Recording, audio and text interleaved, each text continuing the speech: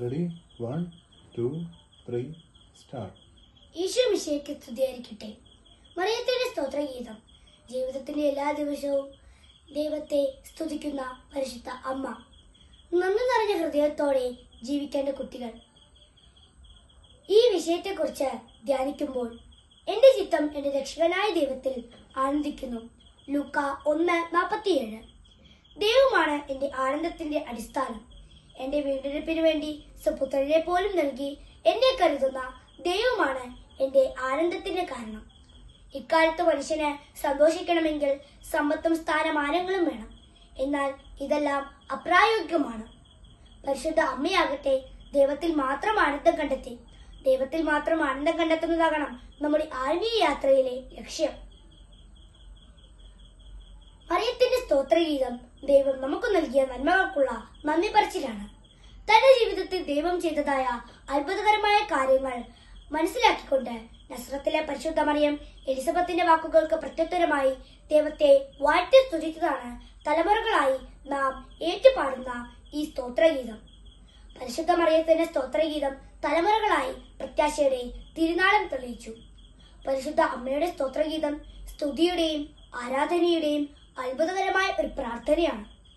ഭൂതകാലത്തിൽ നിന്നും ഭാവിയിലേക്ക് പ്രത്യാശയുടെ വാതിൽ തുറന്നതായ പ്രാർത്ഥനയുടെ ഒരു മാതൃക പരിശുദ്ധ അമ്മ നമുക്ക് നൽകി. പരിശുദ്ധ അമ്മ ദൈവത്തെ ആരാധിക്കുകയും ആശ്രയിക്കുകയും ദൈവത്തിന്റെ രക്ഷാകര പദ്ധതിയിൽ സ്വയം സമർപ്പിക്കുകയും ചെയ്തു. അങ്ങനെ പരിശുദ്ധ അമ്മയുടെ സ്തോത്രഗീതം പ്രത്യാശയുടെയും നന്ദിയുടെയും പ്രാർത്ഥനയായി മാറി. ദരിദ്രരുടെയും അടിച്ചമർത്തപ്പെട്ടവരുടെയും വിശക്കുന്നവരുടെയും എളിയവരുടെയും പക്ഷത്തു നിൽക്കുന്ന ദൈവത്തെ സ്തോത്രഗീതത്തിൽ നാം കാണുന്നു.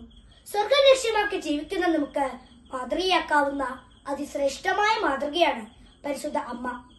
വിശുദ്ധിയിൽ ജീവിക്കാൻ, പുണ്യങ്ങൾ അഭ്യസിക്കാൻ വിശുദ്ധിയുടെ പൂർണ്ണതയായ മറിയത്തോട് നമുക്ക് ചേർന്നു നിൽക്കാം.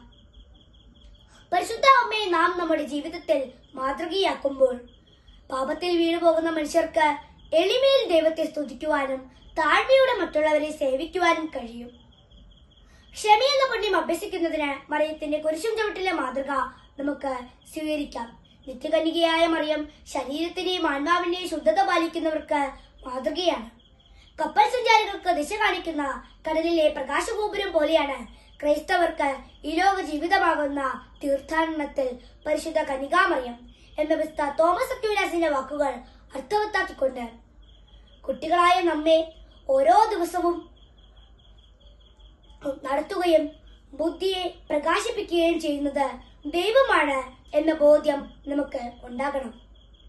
ദൈവത്തിന്റെയും മനുഷ്യരുടെയും പ്രീതിയിൽ ഈശോയെ വളർത്തിയ മറിയത്തോട് ചേർന്ന് നിന്നുകൊണ്ട് നമുക്ക് നമ്മുടെ ആത്മീയ ജീവിതം നയിക്കാം. ദൈവം നമ്മളെ എല്ലാവരെയും സമൃദ്ധമായി അനുഗ്രഹിക്കട്ടെ.